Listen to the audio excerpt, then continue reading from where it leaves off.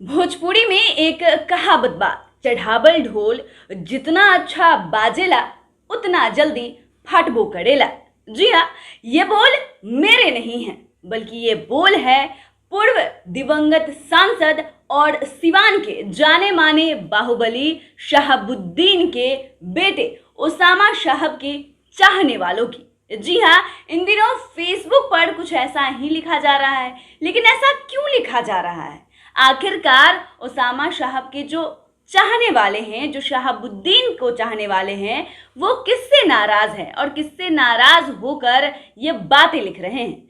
तो आपको बता दें कि ये बातें सिवान के चर्चित बाहुबली और एमएलसी के निर्दलीय उम्मीदवार रईस खान के लिए, यानी कि खान ब्रदर्स के लिए लिखी गई है।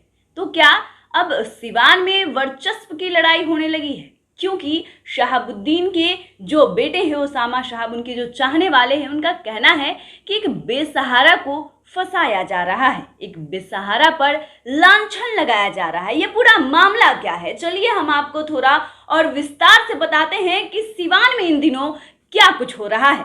नमस्कार, मैं पूजा प्रिया और आप देख रहे हैं बिहार इन शॉर्ट्स। कल हमने आपको एक खबर दिखाई थी जहां पर खान ब्रदर्स यानी कि रईस खान पर जानलेवा हमला हुआ था। उन पर 150 फायरिंग हुई थी, एक के बाद एक, और उनका कहना था कि यह फायरिंग AK-47 से की गई थी। इसके बाद उस हमले में 1 लोगों की मौत हुई थी, कई लोग घायल हुए थे, लेकिन रईस खान ब्रदर्स जो है वो बच गए थे क्योंकि उनकी गाड़ी तेज रफ्तार में थी और आगे निकल गई थी। आपको बताते चले कि जो रईस खान है इस बार एमएलसी के निर्दलीय उम्मीदवार है सिवान से। अब ऐसे में उन्होंने केस दर्ज कराया है दिवंगत पूर्व सांसद मोहम्मद शहाबुद्दीन के बेटे ओसामा साहब पर। जी हाँ, ये FIR ओसामा के अलावा अन्य 8 लोगों पर भी दर्ज कराया गया है। लेकिन अब जो ओसामा साहब के चाहने वाले हैं उनको ये चीजें पसंद नहीं आई और उन्होंने फेसबुक पर एक अलग ही मुहिम छेड़ दी है। लगातार लिख रहे हैं कि भोजपुरी में एक कहावत बा कि चढ़ावल ढोल जितना अच्छा बाजेला उतना जल्दी फाटबो करेला। जी हाँ, ओसामा साहब निर्दोष है और एक बेसहारा पर लांछन लगाया जा रहा है। आपको बताते चले कि सिवान में निर्दलीय एमएलसी प्रत्याशी रईस खान पर सोमवार रात हुई गोलीबारी मामले में दिवंगत पूर्व सांसद शहाबुद्दीन के बेटे मोहम्मद ओसामा साहब समेत 8 लोगों के खिलाफ FIR दर्ज हुई है। खान ब्रदर्स के नाम से जाने जाने वाले रईस खान ने हुसैनगंज थाने में मंगलवार की शाम FIR दर्ज कराते हुए कहा कि इस दौरान मैं सबसे आगे वाली गाड़ी पर था, इस कारण तेजी से निकल गया। पीछे देखा तो मेरे समर्थकों की गाड़ी पर ताबड़तोड़ फायरिंग हो रही थी। इधर ओसामा साहब का नाम आते ही उनके जो फैंस हैं वो फेसबुक पर अलग अलग तरह की बातें लिख रहे हैं, जो हमने आपको बताया कि एक बेसहारा को झूठ झूठ का फंसाया जा रहा है, लांछन लगाया जा रहा है। अपने दिमाग में ये ख्याल बैठा लिया है कि किसी तरह बदनाम करके सिवान में हम राज करेंगे।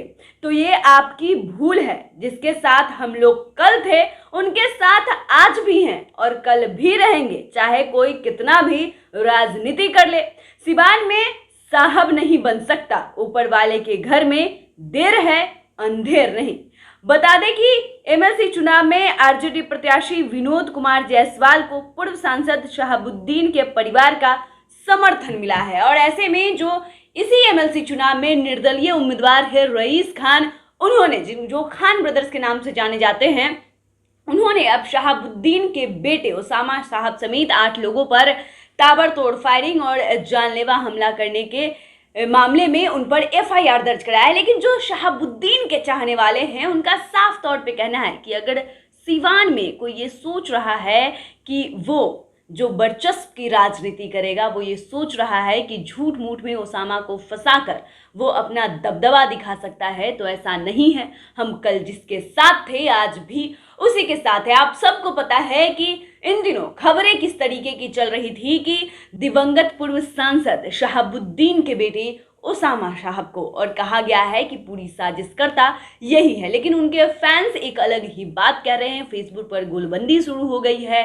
अलग अलग तरीके की बातें कही जा रही है और साफ साफ बताया जा रहा है कि अगर सिवान में कोई अगर सोच रहा है कि वो अपना वर्चस्व दिखा सकता है इन झूठी मूठी को अफवाह फैलाकर, इन झूठे मूठे आरोप लगाकर, तो वो ऐसा ना करे, क्योंकि कल भी वो उसामा साहब के साथ थे, आज भी वो उनके साथ ही रहेंगे। तो इन दिनों सिवान की अगर बात करें तो सिवान में लगता है कि अपना बाहुबली दमखम दिखाने का, वर्चस्व की राजनीति करने का दौर चल रहा है। जब से शहाबुद्दीन की मृत्यु हुई है उसके बाद से ही रईस खान लाइमलाइट में है, एक बार फिर से आ गए हैं। इस बार वो निर्दलीय एमएलसी चुनाव भी लड़ रहे हैं।